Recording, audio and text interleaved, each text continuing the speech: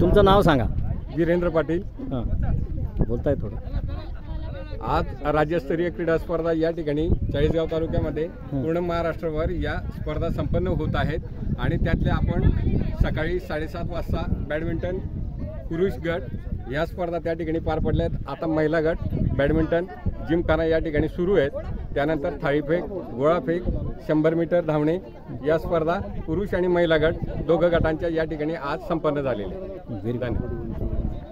आमचे तालुका क्रीडा समन्वयक अजय देशमुख सर की जे हिरिरीने सहभाग घेऊन सगळ्या स्पर्धा यशस्वी करतात. बाबा काय म्हणाल तुम्ही?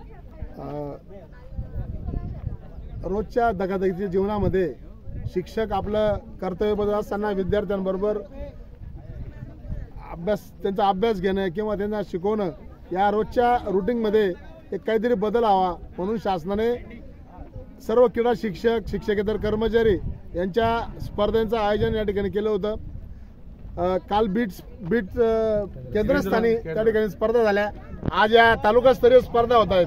अतिशय मोठ्या उत्साहाने शिक्षक या मोठ्या स्पर्धेत आणि विशेष करून महिलांचा सहभाग या ठिकाणी मोठा आहे.